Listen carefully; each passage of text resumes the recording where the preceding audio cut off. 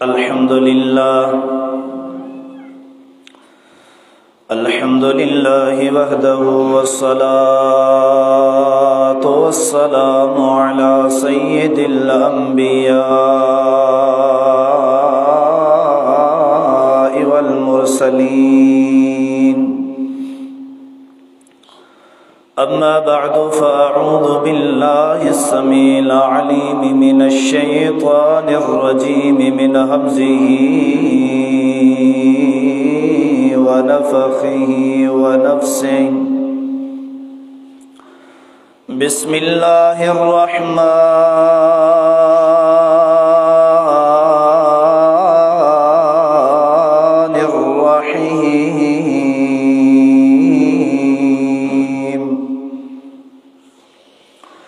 वमा अर्सलनाका इल्ला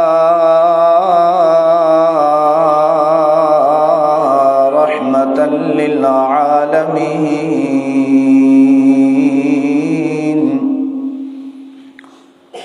वक़ाल अल्लाहु तबारक व तआला फ़ी मक़ामिल आख़र अऊज़ु बिल्लाहि मिनश शैतानिर रजीम। बिस्मिल्लाहिर रहमानिर रहीम। व इन्नका लअला खुलुक़िन अज़ीम। वक़ाल अल्लाहु तबारक व तआला फ़ी मक़ामिल आख़र अऊज़ु बिल्लाहि मिनश शैतानिर रजीम। बिस्मिल्लाहिर रहमानिर रहीम। वमा अर्सलनाका इल्ला काफ़्फ़तल लिन्नासि बशीरन व नज़ीरा वलाकिन्न अक्सरन्नासि ला यअलमून। हर किस्म जी हमद ऐं सना, वॾाई वाखाण किबरियाई अज़मत ऐं जलालत अकेले अल्लाह वहदहु ला शरीक मअबूद बरक के जुगाए, जेको इन समूरे संसार जो अकेलो ख़ालिक मालिक राज़िक हाजत रवा मुश्किल कुशा दाता व दस्तगीर आ। उन खां पोइ ला तादाद अणगणिया बेहिसाब दुरूद सलाम हुजन इमामुल अंबिया इमामुल अतक़िया इमाम हुदा ख़ातमुर रसूल व ख़ातमुन नबिय्यीन इमाम मुज्तबा अहमद मुस्तफ़ा मुहम्मदुर रसूलुल्लाह सल्लल्लाहु अलैहि व आलिहि वसल्लम जिनजी ज़ाते मुक़द्दस ते जेके अल्लाह रब्बुल अल्लामुल ग़ुयूब व सत्तारुल उयूब इन पूरी कायनात जे लाए पूरे संसार जे लाए रहबर व रहनमा हादी व मुर्शिद रहमतल लिल आलमीन बनाए करे मबूस फरमायो। वाजिबुल एहतराम मुअज़्ज़ज़ सामीन किराम, मस्जिद में वेठल नौजवानों बुज़ुर्गो ऐं नंढड़ा मासूम ॿारड़ो ऐं हिन आवाज़ के ॿुधंदड़ नौजवानों बुज़ुर्गो मोहतरमा मायरो भेनरो, अॼु जामिया मस्जिद अहले बैत रज़ियल्लाहु अन्हुम गोठ अब्दुल रशीद बबर में ही एक नंढड़ो तबलीगी व इस्लाही प्रोग्राम रखियो आ। अल्हम्दुलिल्लाह मदरसा अबी हुरैरा रज़ियल्लाहु तआला अन्हु जेको गोठ अब्दुस्सलाम थहीम जे गोठ जे साम्हूं गोठ धणी परतो खोसो में ही मदरसो क़ाइम ऐं दाइम आ। ही मदरसो 2009 खां क़ुरान पाक ऐं हदीस रसूल सल्लल्लाहु अलैहि व आलिहि वसल्लम जिन जी तालीम व तरबियत में मसरूफ़ अमल है, तो जेके भी मुसलमान आहिनि मुसलमाननि जा बचड़ा आहिनि जेके भी मदरसे ताणी पहुंचनि था उन्हनि खे उन मदरसे में क़ुरान और हदीस की तालीम ॾिनी वेंदी आहे। इहो मदरसो हितां खां कमो पेश 10-15 किलोमीटर परे आहे। इन मदरसे जे तवसुत सां हाफ़िज़ अब्दुल रशीद हरल जो कराची होटल वारी मस्जिद जो मौलवी ऐं इमाम आहे उन जो अचण थिए थो। इन मदरसे जे करे इन मदरसे के ज़रिए इन मदरसे के ताल्लुक़ से साईं मौलाना मोहम्मद आमिर गुपचाणी साहब जे मुखा पहिरियां तव्हांजे साम्हूं क़ुरान और सुन्नत मां ज़िक्र की फज़ीलत कई पे इन मदरसे जा जेके तालिब इल्म आहिनि मदरसे जा जेके शागिर्द आहिनि जेके मदरसे मां पढ़ी करे हाफ़िज़ थिया आहिनि आलिम थिया आहिनि उहे हिन पूरे इलाइक़े में क़ुरान सुन्नत जी तालीम ॾियनि पिया बचड़नि खे ऐं दावत तबलीग बि कनि पिया मूं सां गॾु त असां इन पूरे ग्रुप जो नालो काफ़िला हक़ जे नाले सां एक नालो रखियो आहे तो यानी ही जेको काफ़िलो आहे जेके 5-8 मस्जिदूं आहिनि जेके असीं संभालियूं पिया उन्हनि में क़ुरान पाक जी तालीम ऐं हर जुम्मे जी रात जेके भी मस्जिदूं आहिनि नंबरवार हर जुम्मे जी रात हिकिड़ो तबलीगी प्रोग्राम जीअं अॼु ई रखियो आहे ईअं रखंदा आहियूं तो इन पूरे प्रोसीजर में इन पूरे इंतज़ाम में इन पूरी टीम और तंजीम में इन पूरी तहरीक में गाल केड़ी हलंदी आ असां गाल केड़ी सिखिया आहियूं ऐं पंहिंजे बचड़नि के मस्जिदनि में वञी करे छा सेखारींदा आहियूं ऐं पंहिंजे तकरीरनि में माण्हुनि खे छा ॿुधाईंदा आहियूं मुसलमानो भले कन्ननि जा पर्दा बंदि कयो दिलनि जा पर्दा बंदि कयो या कन्ननि ऐं दिलनि जा पर्दा खोले करे गौर फिक्र सां ॿुधो पोइ तंज़िया अंदाज़ सां ॿुधो ऐं नफ़रत ऐं हकारत जे अंदाज़ सां ॿुधो ऐं नियत सां ॿुधो या सम्झण ऐं पंहिंजी इस्लाह जी नियत सां ॿुधो असांजो पैगाम असांजी दावत तबलीग असांजी तालीम और तरबियत असांजो उथण वेहण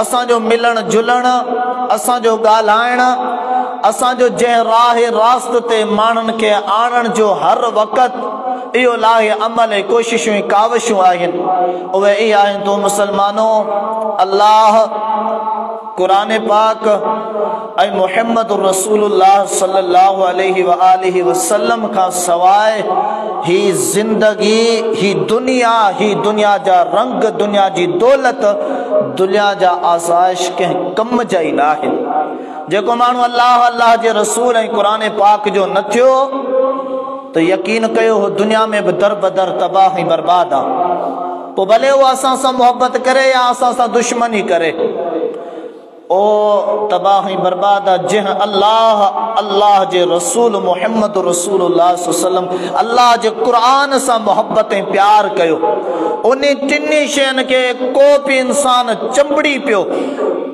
उन्हनि सां ताल्लुक़ जोड़ियईं ओ इंसान दुनिया में भी कामयाब थियो आखिरत में भी कामयाब थियो उहे कहिड़ा इंसान हुआ जेके अल्लाह सां भी जुड़जी पिया जेके रसूलुल्लाह सल्लल्लाहु अलैहि वसल्लम जिन सां भी जुड़जी पिया ऐं क़ुरान पाक के भी चंबड़ी पिया मुसलमानो क़ुरान पाक ॿुधाए तो उहे मिठड़े हबीब मुहम्मद रसूलुल्लाह सल्लल्लाहु अलैहि वसल्लम जिन जा असहाब सगोरा हुआ उहे अहले बैत अतहार हुआ उहे औलिया किराम हुआ उन्हनि के सहाबियत जो शर्फ मिलियो तो इन जे करे मिलियो जो रब सां रसूल सां क़ुरान सां चंबड़जी पिया उन सां ताल्लुक़ जोड़े करे पंहिंजी ज़िंदगी मिलियूं अहले बैत अतहार रिदवानुल्लाहि अलैहिम अजमईन जा हेॾा फज़ाइल तज़किरा मनक़िबतूं अज़मतूं दुनिया ॻाए पई उहे एॾे मॾे मक़ाम ऐं मंज़िल मर्तबे ते छो पुॻा जो उहे अल्लाह सां जुड़जी पिया रसूल सां जुड़जी पिया क़ुरान सां जुड़जी पिया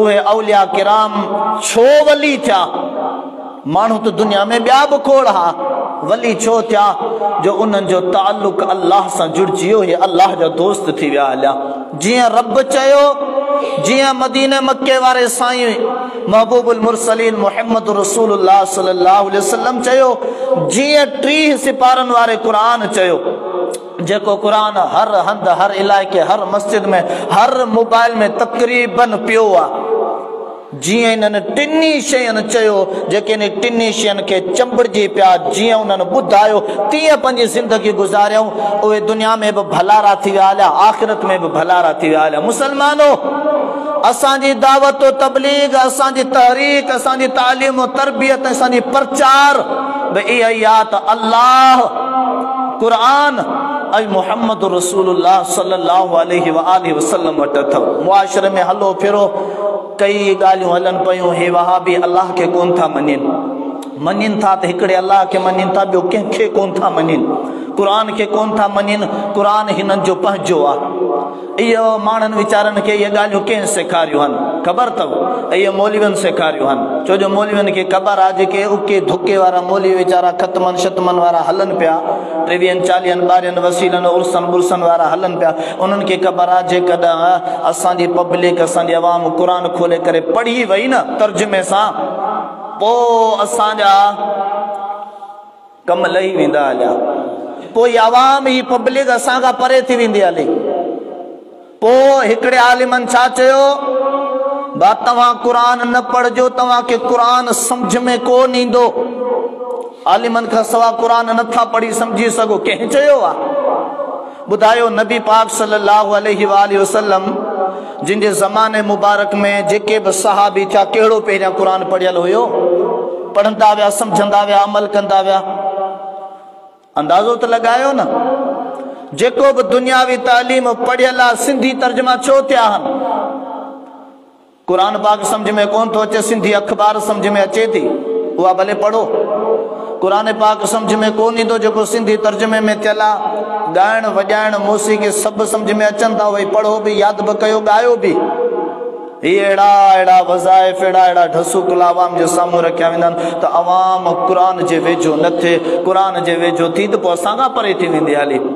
पर मुसलमानो, मुंहिंजा बुज़ुर्गो, असांजो पैगाम इहो आहे, असांजो न कंहिं में मतिलब आहे, न लालच आहे, न मफ़ाद रखियल आहे। असांजो पैगाम, असांजी दावत तबलीगी आहे त ॿिली क़ुरान पाण बि पढ़ो, पंहिंजे बचड़नि खे बि पढ़ायो, क़ुरान अरबी में बि पढ़ो, क़ुरान जो तर्जुमो बि पढ़ो, सुधरो, सम्झो, सिख्या वठो, ऐं जेका राह क़ुरान ॿुधाए पियो उन ते हलो। अल्लाह रब्बुल आलमीन जी राह केरु ॾेखारींदो? हक़ीक़ी राह क़ुरान पाक ऐं मुहम्मद रसूलुल्लाह सल्लल्लाहु अलैहि वसल्लम। अॼु जेको गुफ़्तगू जो मौज़ू रखियल आहे, उहो रखियल आहे त मुहम्मद रसूलुल्लाह सल्लल्लाहु अलैहि वसल्लम जिन जो शान, मक़ाम, मर्तबो बयानु कजे त सॼी ज़िंदगी खुटी वेंदी हली। अॼु ताईं केतिरा आलिम आया, मुहद्दिस आया, औलिया किराम आया, रसूल जो शान ॻाईंदे ॻाईंदे उन्हनि जूं ज़िंदगियूं ख़तम थी वियूं हलियूं, पर अॼु ताईं रसूल जो शान हले पियो, क़यामत ताईं पियो हलंदो। क़ुरान पाक में रब्बुल आलमीन छा फरमायो? 30 सिबारो सूरतुल अलम नशरह, फरमायो वरफ़अना लक ज़िक्रक। रब्बुल आलमीन फरमाए तो मुंहिंजा हबीब सल्लल्लाहु अलैहि वसल्लम, असां तुंहिंजो शान, तुंहिंजी अज़मत, तुंहिंजी इज़त, तुंहिंजी मनक़िबत एॾी त आला ऐं बाला करे छॾी आहे, एॾो तिन जो भरम रखी छॾियो आहे। वरफ़अना लक ज़िक्रक, तुंहिंजो ज़िक्र, तुंहिंजो शान, तुंहिंजी अज़मत, तुंहिंजी मनक़िबत, तुंहिंजो शान व शौक़त, तुंहिंजी जलालत, तुंहिंजी हैबत, तुंहिंजो अदब, तुंहिंजो एतिराम एॾो आला ऐं बुलंद करे छॾियो आहे जो क़यामत ताईं पियो ॻाइबो। एतिरो मोहम्मद रसूलुल्लाह सल्लल्लाहु अलैहि वसल्लम जिन जो शान रब्बुल आलमीन आला ऐं बुलंद करे छॾियो आहे।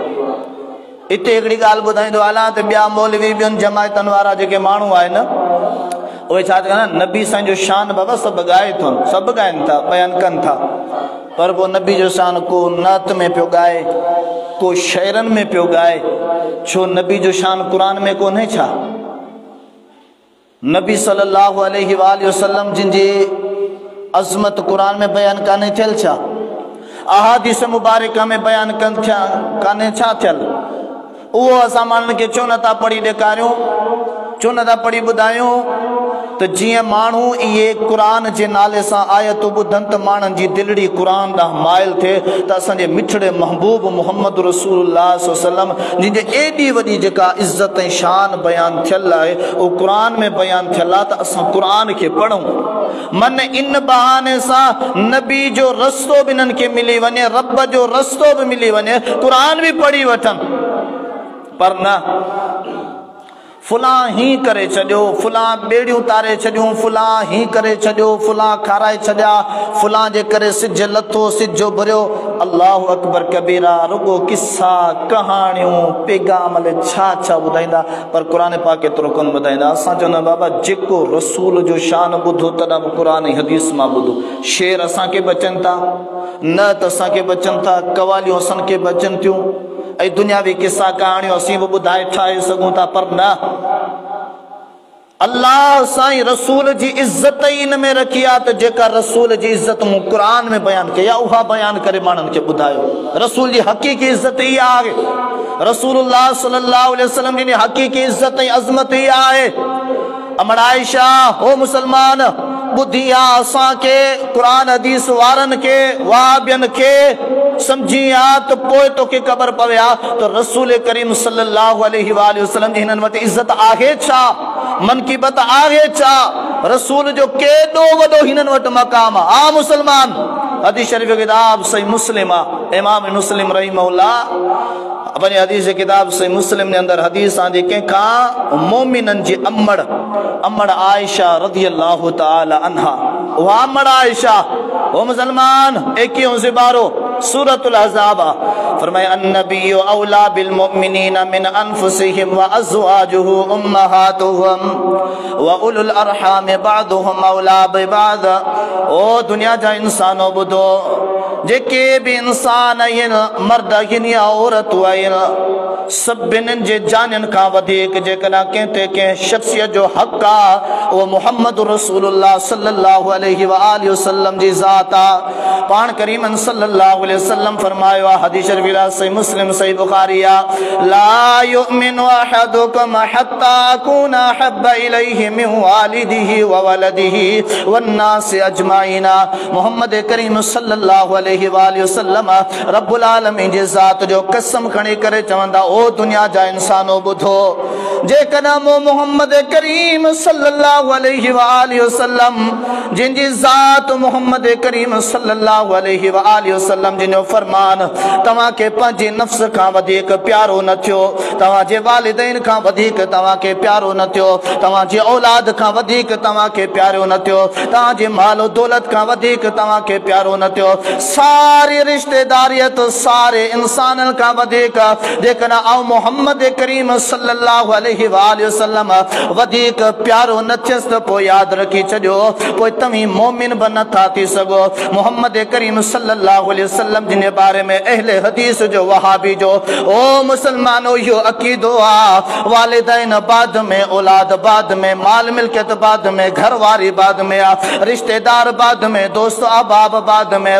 माल दौलत बाद में, सारी इंसानियत जा भलारा बाद में, पीरो मुर्शिद बाद में, सहाबा बाद में, औलिया बाद में, सब का अव्वलीन जेकॾहिं प्यारी ज़ात हुजे तो मुहम्मद रसूलुल्लाह सल्लल्लाहु अलैहि वसल्लम। अहले हदीस वटि प्यारे पैगंबर जो शान इहो आहे, प्यारे पैगंबर सल्लल्लाहु अलैहि वसल्लम जी ज़ात खां थोरो बि मथां पाण खे कयो त तव्हांजा कम लही आहे। असांजो अक़ीदो इहो आहे वालिदैन के प्यारे पैगंबर खां वधीक कयव ईमान कोने, औलाद के प्यारे पैगंबर उन जी ॻाल्हि खां वधीक प्यारो ई चही तो कयव ईमान कोने, माल दौलत के प्यारे पैगंबरनि जे फरमान खां वधीक कयो त ईमान कोने, रिश्तेदारनि के प्यारे पैगंबरनि जी ॻाल्हि खां वधीक कयो त ईमान कोने, इंसाननि दोस्तनि अहबाबनि के प्यारे पैगंबरनि जी ॻाल्हि खां वधीक तरजीह ॾिनो त पोइ तव्हांजो ईमान आहे ई कोन। ही असांजो अक़ीदो आहे क़ुरान ऐं रसूल करीम सल्लल्लाहु अलैहि वसल्लम जे फरमान जी रोशनी फरमाए अन्नबिय्यु औला बिल मुमिनीना मिन अनफुसिहिम।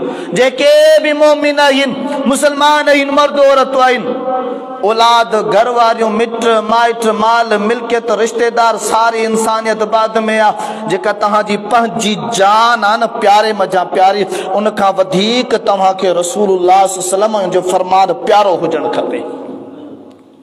इहो अक़ीदो आहे असांजो। फरमाए तो मोहम्मद रसूलुल्लाह सल्लल्लाहु अलैहि वसल्लम जी छा इज्जत आहे, छा मनक़िबत आहे। रब्बुल आलमीन फरमायो वमा अरसलनाका इल्ला रहमतल लिल आलमीन ओ मुसलमान, रब जो कुरान 17 सिपारो सूरतुल अंबिया है। रब्बुल आलमीन फरमाए तो मुझा हबीब सल्लल्लाहु अलैहि वसल्लम असां तो के दुनिया में का आम शख्सियत बनाए करे न मोकिलियो आ, बल्कि तुझो मूं रब वटि एडो वडो शान आ, एडी वडी इज्जत ऐं अज़मत आ। ओ मुझा हबीब सारे जहान जे लाइ तोखे मूं रहमत ऐं बाज ऐं शफीक बनाए करे मोकिलियो आ। मोहम्मद करीम सल्लल्लाहु अलैहि वसल्लम जिन सां इंसान त पंहिंजी जगह ते मोहब्बत करण वारा थिया, पर जेके बेसाहियूं शयूं हुयूं उहे बि प्यारे पैगंबर सां केॾियूं मोहब्बत कंदियूं हुयूं। जेके जानवर हुया उहे बि प्यारे पैगंबर अलैहिस्सलातु वस्सलाम जिन सां केॾी वॾी मोहब्बत कंदा हुया। हदीस शरीफ किताब सही मुस्लिम हज़रत जाबिर बिन समूरा रज़ियल्लाहु तआला अन्हु नबी पाक सल्लल्लाहु अलैहि वसल्लम जिन जो सहाबी छा तो फरमाए काना युसल्लिमु अलन नबी सल्लल्लाहु अलैहि वसल्लम इन्नी ला आरिफु हजरम बिमक्का।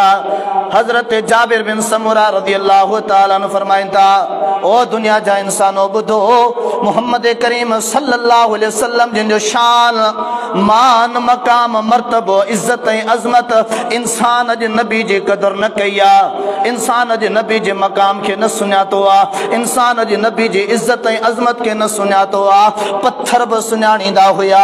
जाबिर बिन समूरा रज़ियल्लाहु तआला अन्हु फरमाइनि था, अल्लाह जा हबीब अलैहिस्सलातु वस्सलाम जिन जना पत्थरन खां गुज़रंदा हुया उहे पत्थर भी अल्लाह जे रसूल सल्लल्लाहु अलैहि वसल्लम जिन के सलाम कंदा हुया, उन्हें पत्थरन मजा भी सलाम जो जवाब इंदो हुयो।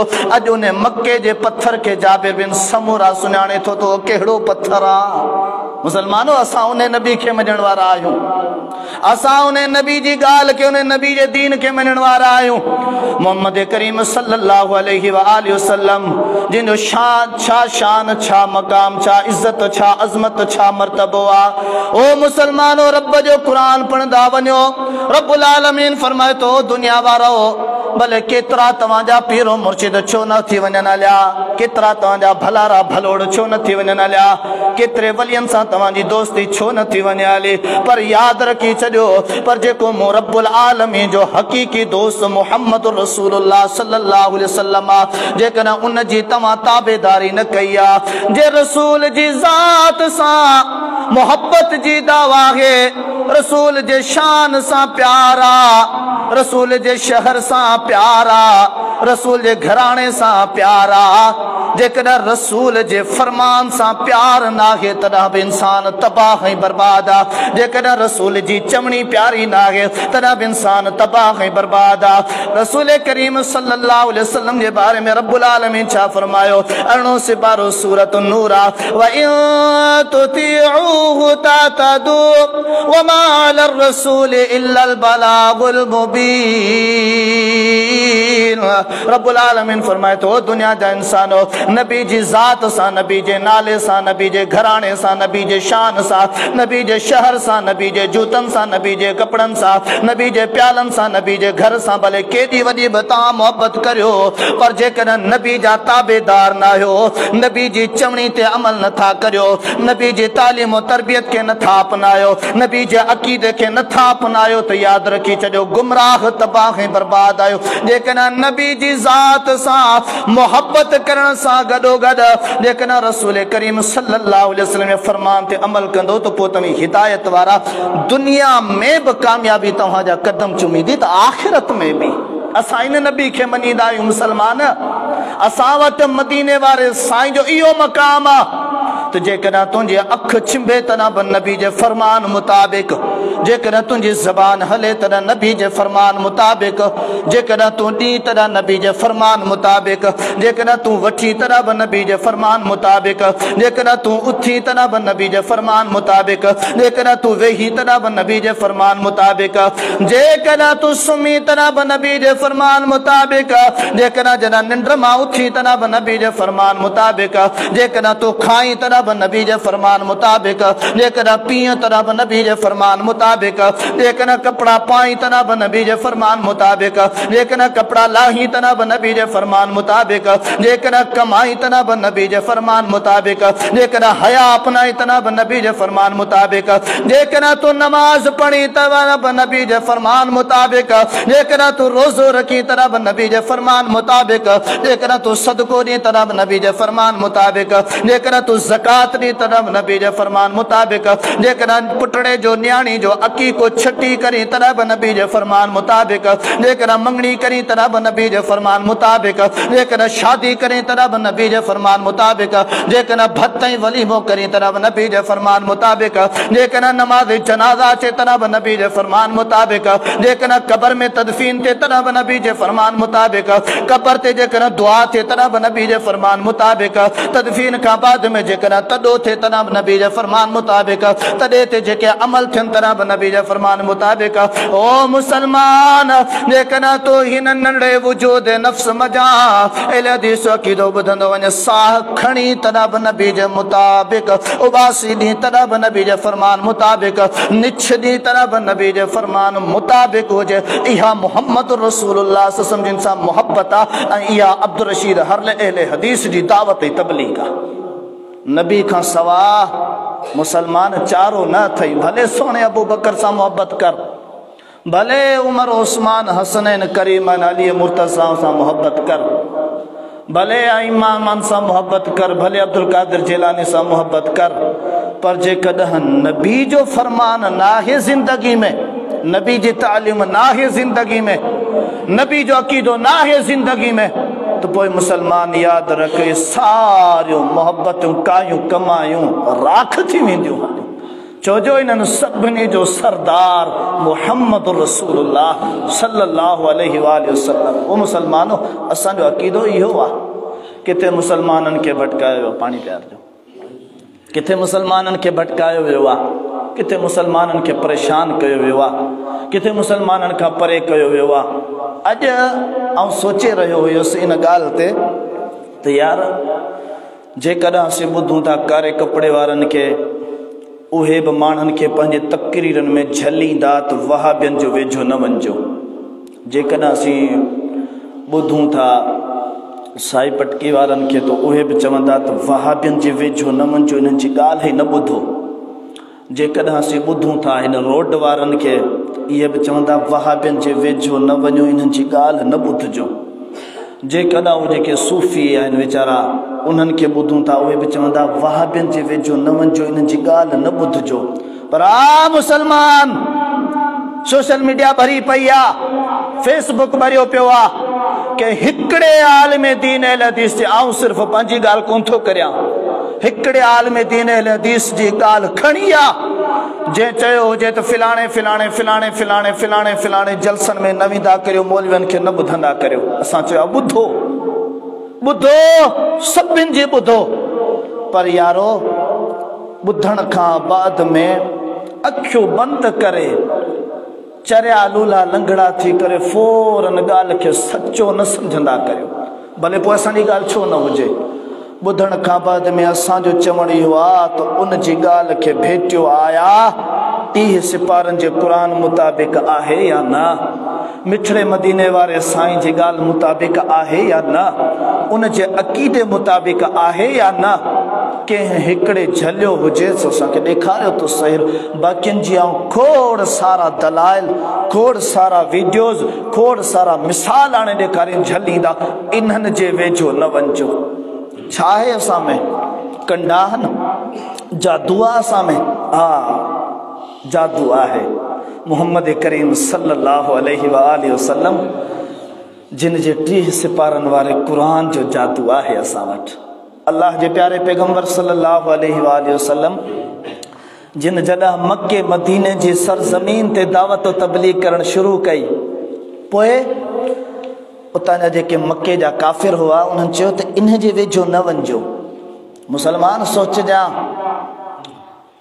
ॻाल्हियुनि ते गौर फिक्र कजो। मक्के वारनि छा चयो? इन जे वेझो न वञिजो, इहो तव्हांखे फिराए वेंदो। सम्झ में आयो ॻाल्हि?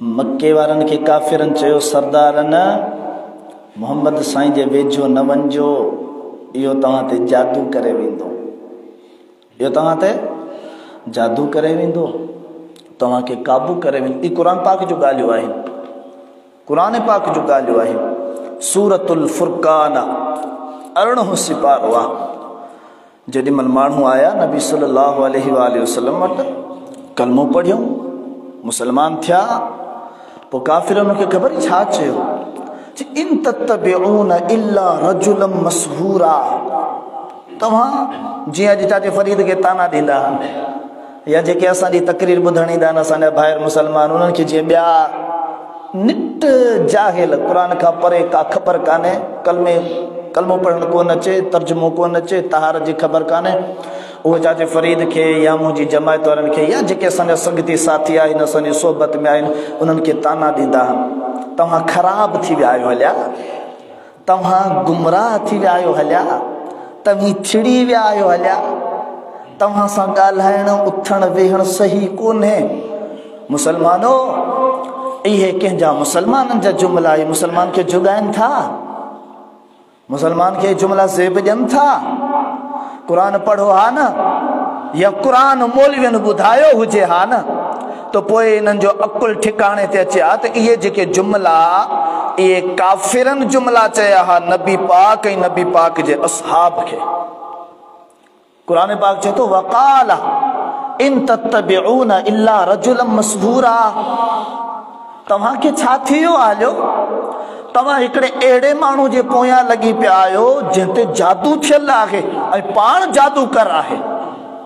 ओ मुसलमानो, जेके नबी खे ताना ॾिना विया हलिया हा न, उहे अॼु साॻा अहले हदीसनि खे ॾिना वञनि था, छो जो क़ुर पढ़नि था।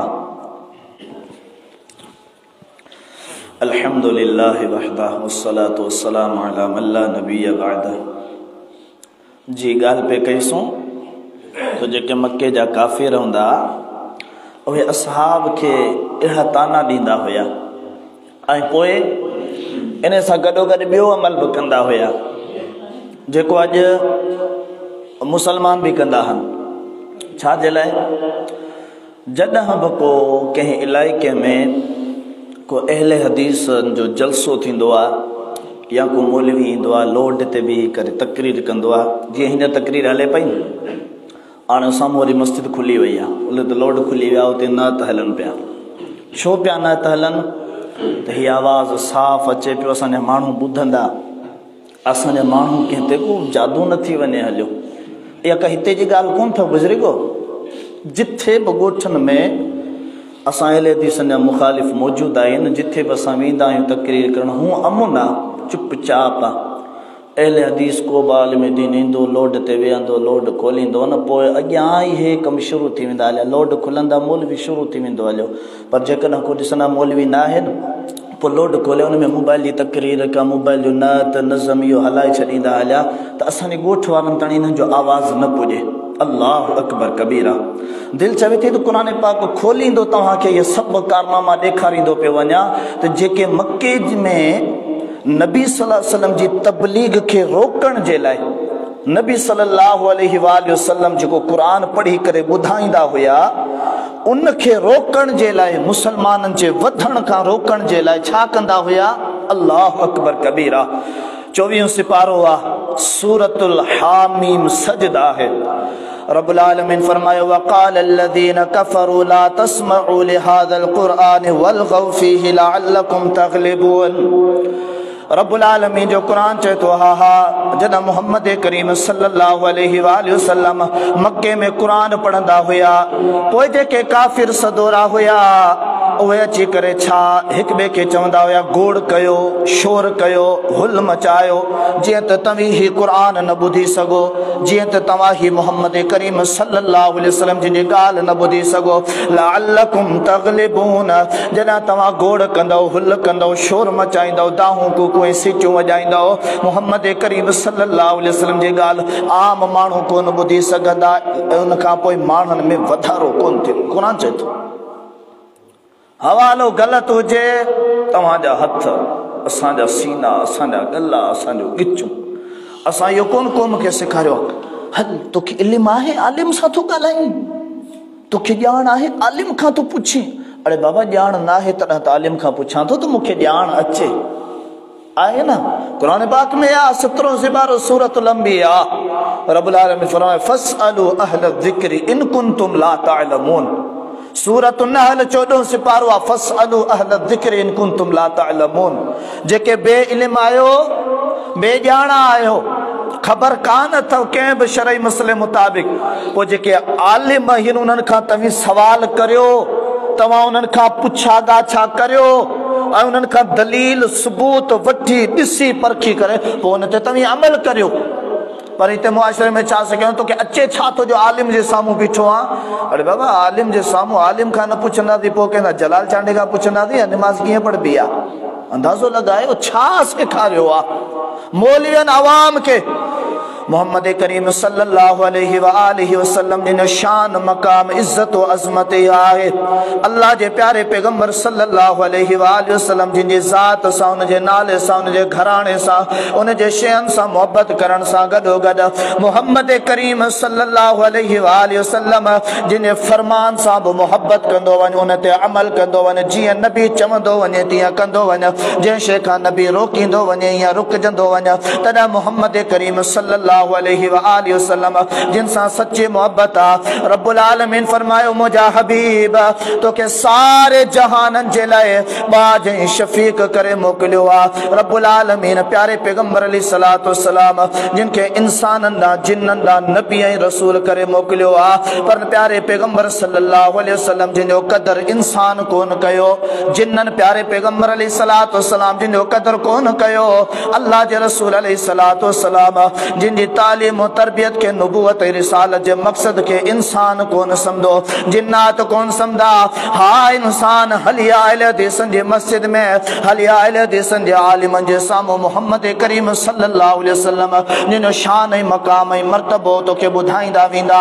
नबी के इंसानन सां गॾो गॾु ओ ॿियो कहिड़ो क़ौम हुयो जिन्हनि नबी पाक अलैहिस्सलातु वस्सलाम जिन खे सुञातो हुयो। प्यारे पैगंबर सल्लल्लाहु अलैहि वसल्लम जिन खे बिना साह वारे शयन भी सुञातो ऐं सलाम कयो।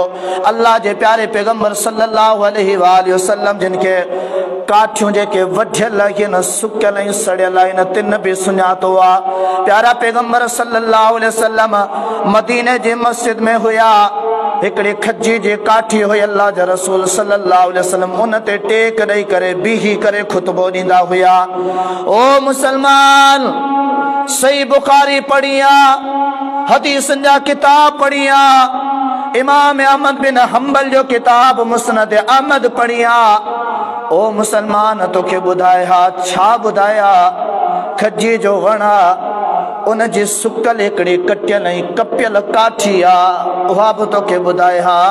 मोहम्मद करीम सल्लल्लाहु अलैहि वसल्लम मस्जिद नबवी में जॾहिं जुम्मे जो खुतबो ॾींदा हुया, जुम्मे जी तकरीर कंदा हुया त बीही करे कंदा हुया, वेही करे कोन कंदा हुया। ओ मुसलमान उन काठी भी सुञातो नबी पाक सल्लल्लाहु अलैहि वसल्लम के, उन काठी भी नबी सल्लल्लाहु अलैहि वसल्लम जिन रिसालत नबूवत जे मकसद के समझो हुयो, उन काठी भी नबी सल्लल्लाहु अलैहि वसल्लम जिन जे अमल के नोट कयो हो, पर मुसलमान कोन कयो। सहाबी हिकड़ी सहाबिया हली आया, या रसूल अल्लाह सल्लल्लाहु अलैहि वसल्लम अमी हिकड़ी काठी ते टेक ॾेई करे खुतबो ॾींदा आहियो, असांजी दिलि चवे पई त असां तव्हांजे लाइ मेंबर ठहराए अचूं। अल्लाह जे रसूल सल्लल्लाहु अलैहि वसल्लम फरमायो वञो भले मेंबर ठहराए अचो। मेंबर ठाहे करे खणी आया। नबी पाक सल्लल्लाहु अलैहि वसल्लम मदीनो पाक आ, मस्जिद नबवी शरीफ आ, मेंबर ते चढ़ी बीठा। उहा काठी अल्लाह जे रसूल सल्लल्लाहु अलैहि वसल्लम मस्जिद हिकड़े कुंड में रखी छॾी। ओ मुंहिंजा साहबियो, हिन काठी के ॿाहिरि नाहे छॾणो, या काठी मस्जिद में पई हूंदी। अल्लाह जा रसूल सल्लल्लाहु अलैहि वसल्लम मोहम्मद करीम सल्लल्लाहु अलैहि वसल्लम खुतबो ॾियनि पिया।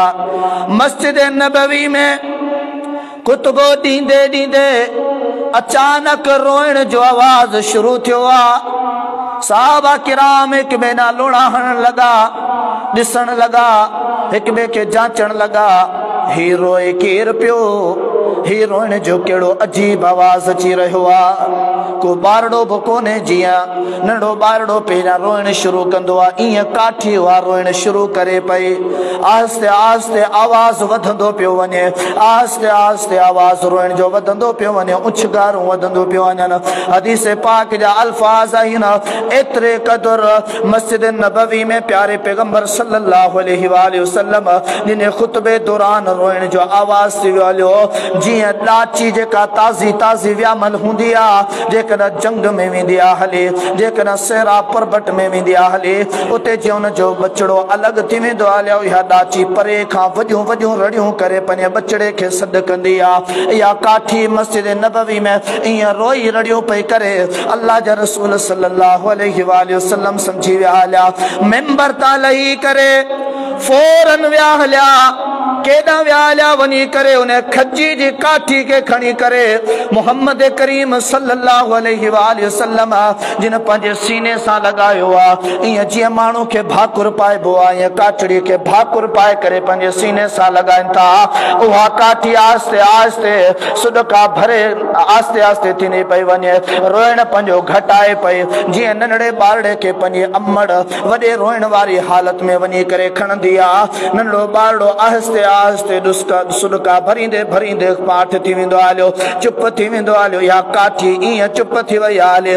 मोहम्मद करीम सल्लल्लाहु अलैहि वसल्लम फरमायो, ओ मुंहिंजा सहाबियो, हिन काठी जो एॾो वॾो मक़ाम आहे, एॾी वॾी इज़त ऐं अज़मत आहे, हिन काठी मोहम्मद रसूलुल्लाह सल्लल्लाहु अलैहि वसल्लम खे सुञातो आहे। ही काठी उहा शइ आहे जो मोहम्मद करीम सल्लल्लाहु अलैहि वसल्लम हिन खां थोरी जुदाई इख्तियार कई आहे। गम में दुख में या काठी बर्दाश्त कान पई करे सघे पंहिंजी जुदाई। अल्लाह जे रसूल सल्लल्लाहु अलैहि वसल्लम जिन जी जुदाई जे करे रोए पई, प्यारे पैगंबर सल्लल्लाहु अलैहि वसल्लम उन काठी खे खॾो खोटाए करे पूराए छॾियो आहे। प्यारे पैगंबर फरमायो, ओ मुंहिंजा साहबियो, जेकॾहिं हिन काठी खे मोहम्मद करीम सल्लल्लाहु अलैहि वसल्लम दफन न कराया हा, इहा काठी क़यामत ताईं मोहम्मद जी जुदाई में ईअं रोईंदी रड़ंदी रहे हा।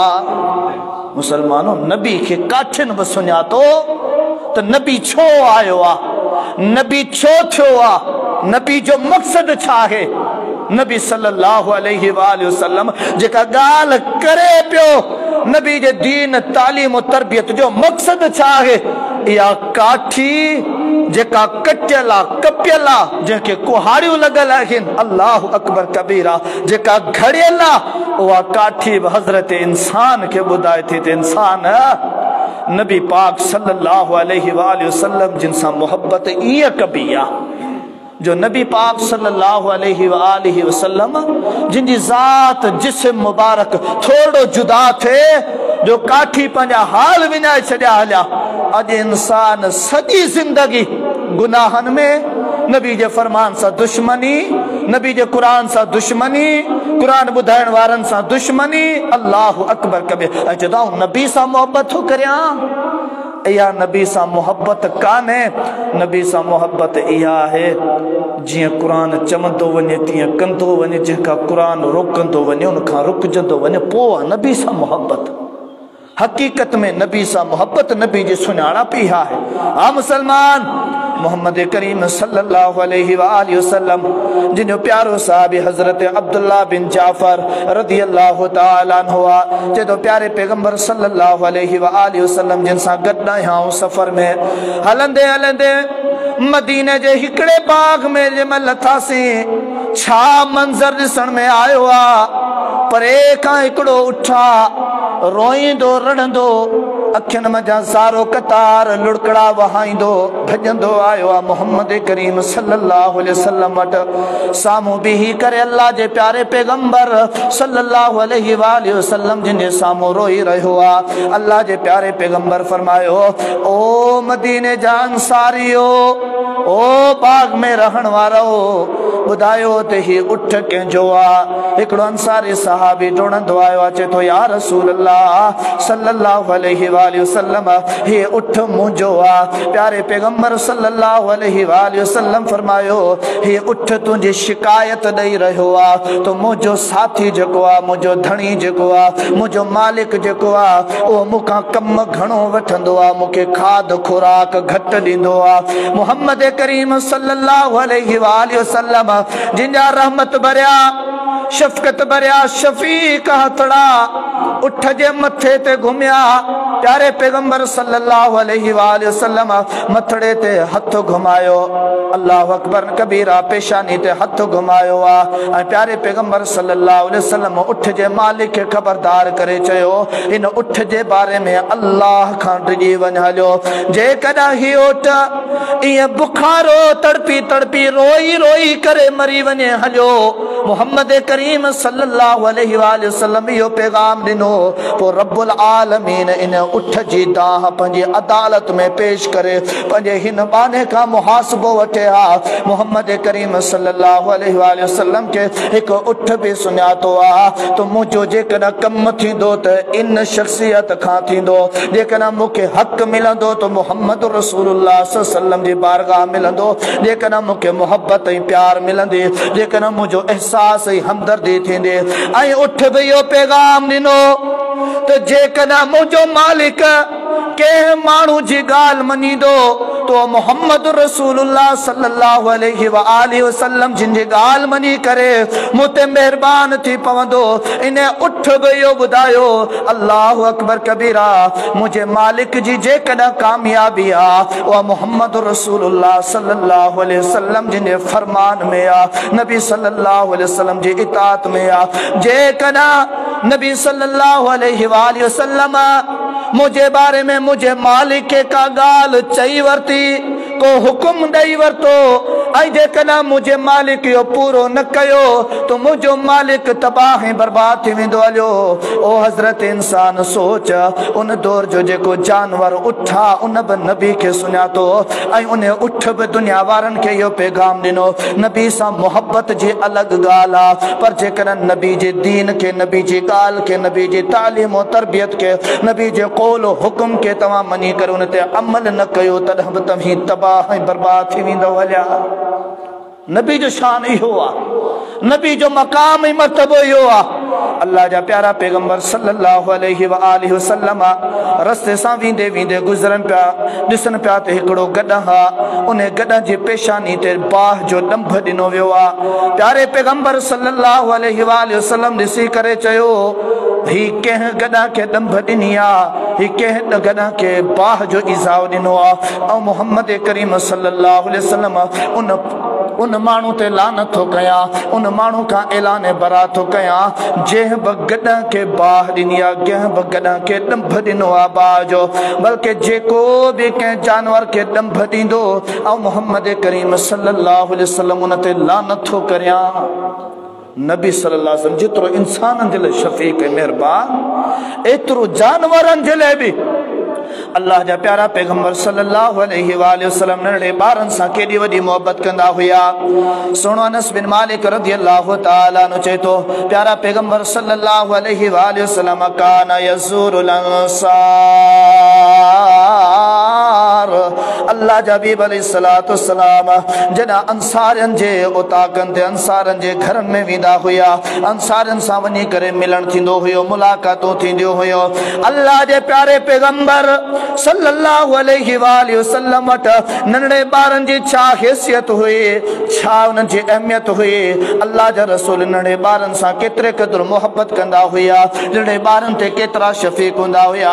सुनो अनस चए थो जेतिरे क़दुरु नबी सल्लल्लाहु अलैहि वसल्लम वॾनि सां मिली करे सलाम दुआ कंदा हुया उन्हनि खां हाल हवाल ओरींदा हुया ईअं जॾहिं बि नंढे ॿारनि सां मिलंदा हुया त उन्हनि ते बि सलाम कंदा हुया नंढे ॿारनि खां गुज़रंदा हुया। अल्लाह जा हबीब सल्लल्लाहु अलैहि वसल्लम नंढे ॿारनि जे मथे ते हथड़ो घुमाए करे उन्हनि खे एहसास ॾियारींदा हुया उन्हनि सां प्यार कंदा हुया। प्यारे पैगंबर सल्लल्लाहु अलैहि वसल्लम जिन साहबिया हजरत हाबिस रदी अल्लाह ताला अन्हु अल्लाह जे प्यारे पैगंबर सल्लल्लाहु अलैहि वसल्लम उन सहाबी जे सामो सोने हसन बिन अली रदी अल्लाह ताला अन्हु जिनके वठी करे चुम्मी दिनी आ गल ते वो हाबिस ॾिसी करे चए तो या रसूल अल्लाह सल्लल्लाहु अलैहि वसल्लम मूंखे 10 पुटड़ा हन अॼु ताईं मूं कंहिंखे बि चुम्मी कान ॾिनी आ। अल्लाह जे प्यारे पैगंबर सल्लल्लाहु अलैहि वसल्लम फरमायो ओ मुझा साहबे हाबिस नंढड़े ॿारनि सां मोहब्बत करण इंसान जी फितरत आ। वो मोहम्मद रसूलुल्लाह सल्लल्लाहु अलैहि वसल्लम जिन जो दीन आ, वो मोहम्मद करीम सल्लल्लाहु अलैहि वसल्लम जिन जी तालीम और तरबियत आ। जेको भी माण्हू नंढड़े ॿारनि सां प्यार नथो करे, नंढड़े ॿारनि जे मथे ते हथड़ो नथो घुमाए, ऐं अल्लाह जो प्यारो पैगंबर चवां थो जेको नंढड़े ॿारनि ते रहम नथो करे, उन्हनि सां प्यार नथो करे त अल्लाह बि उन सां प्यार न कंदो। नबी सल्लल्लाहु अलैहि वसल्लम जी इहा इज्जत आ, इहा अज़मत आ। मुसलमानों ॻाल्हियूं घणियूं किस्सा घणा प्यारे पैगंबर सल्लल्लाहु अलैहि वसल्लम जिन जे बारे में कुरान पाक भरियो पियो आ। अमड़ आयशा जी ॻाल्हि पे कईसूं। अमड़ आयशा रज़ी अल्लाह ताला अन्हा खां सवाल थियो, अम्मा ओ मां आयशा नबी सल्लल्लाहु अलैहि वसल्लम जिन जे अखलाक जे बारे में तो ॿुधा, नबी ॻाल्हाईंदा कीअं हुया, केॾो सुहिणो ॻाल्हाईंदा हुया, केॾो इज़त वारो ॻाल्हाईंदा हुया, कीअं मिठड़ो ॻाल्हाईंदा हुया, कीअं प्यार वारे लहजे सां ॻाल्हाईंदा हुया। अम्मा नबी जो अखलाक तो ॿुधा, नबी जो उथण वेहण कीअं हुयो, नबी सल्लल्लाहु अलैहि वसल्लम पंजन परावनि सां कीअं वेहंदा हुया, कचहरी कीअं कंदा हुया, ॾियण वठण जो अंदाज़ त छा हुयो। अम्मा नबी जे बारे में असांखे ॿुधा त सही। अम्मा आयशा ॿुधायो, मोमिनन जी अम्मा ॿुधायो, ओ दुनिया वारो नबी जो अखलाक जेकॾहिं ॾिसण चाहियो था, ॿुधण चाहियो था, पढ़ण चाहियो था, क़ुरान पाक पढ़ंदा वञो, नबी जो अखलाक ॾिसंदा वञो। ओ मुसलमानों असांजी दावत तबलीग इहा है, नबी जी इज्जत शायरन में न, नतन में, कवालियन में न। अल्लाह अकबर कबीरा। नबी जो अखलाक, नबी जी सुञाणप, नबी सल्लल्लाहु अलैहि वसल्लम जी मोहब्बत जो तरीक़ो जेकॾहिं आहे तो वो कुरान पाक में आ। अमड़ आयशा पैगाम ॾिनो दुनिया वारनि खे, नबी ताणी पहुचणु चाहियो था, नबी खे सुञाणणु चाहियो था, नबी जे दीन ताणी पहुचणु चाहियो था, नबी वारो अखलाक अपनाइणु चाहियो था तो कुरान पढ़ो, कुरान पढ़ो। मुसलमानो असांजी इहा दावत तबलीग आ, असांजी इहा प्रचार आ। अल्लाह साईं सभिनी ते रहम करे, असांजी कंहिंसां का बि दुश्मनी कान्हे का। जेकॾहिं को ॻाल्हाए थो तॾहिं बि जी बिस्मिल्लाह, जेकॾहिं को लालच रखी मफ़ाद कढे वियो हलियो तॾहिं बि अल्लाह उनखे ख़ुशि रखे, अल्लाह पाण उनखे ॾिसंदो। क़यामत त अचणी आहे, मौत त अचणी आहे, जनाज़ा खॼणा आहिनि, क़बर थियणी आहे, क़बर बंदि थियणी आहे। हींअर त असां लश्करनि जा लश्कर गॾिजी करे जंहिंसां विढ़णो हूंदो आहे, जंहिंखे बेस्तो करिणो हूंदो आहे, भॼाइणो हूंदो आहे, सभु कुझु करे वेंदासीं हलिया। पर इज़राइल सां त अकेले अकेले खे मिलणो आहे, क़बर में त अकेले अकेले खे वञणो आहे, रब जे साम्हूं त अकेले अकेले खे मिलणो आहे, नबी सल्लल्लाहु अलैहि वसल्लम जिन जे साम्हूं बीहणो आहे। पोइ छा चवंदा, नबी असां तोसां मोहब्बत कंदा हुआसीं। नबी सल्लल्लाहु अलैहि वसल्लम इहो चई वठे त मूं त कॾहिं बि कंहिंसां धोखो कोन कयो, तव्हां छो कयो? इहा नबी सां मोहब्बत आहे। नबी सल्लल्लाहु अलैहि वसल्लम जिन सां न महशर मैदान में मुलाक़ात, नबी असां तुंहिंजा उम्मती आहियूं, ॾाढियूं सलातूं पढ़ंदासीं, तोसां मोहब्बत कंदा हुयासीं, ॾाढा तुंहिंजी मोहब्बत में जलसा जुलूस कंदा हुयासीं। नबी सल्लल्लाहु अलैहि वसल्लम फरमायो, मूं कॾहिं त माण्हुनि सां ईअं त कोन कयो त वात ते हिकिड़ी ॻाल्हि दिलि में ॿी ॻाल्हि, तव्हां दुनिया में ईअं धोखा करे आयो, माण्हुनि खां फराड करे आयो, पोइ नबी सां मोहब्बत कान्हे। इहा अल्लाह साईं सां दुआ है, अल्लाह से मूंखे अव्हां खे मर्दी मुसलमाननि खे क़ुरान पाक पढ़णु सम्झणु, पंहिंजी इस्लाह करण जी तौफ़ीक़ अता फरमाए। आमीन। व आखिर दावाना अनिल हम्दुलिल्लाहि रब्बिल आलमीन।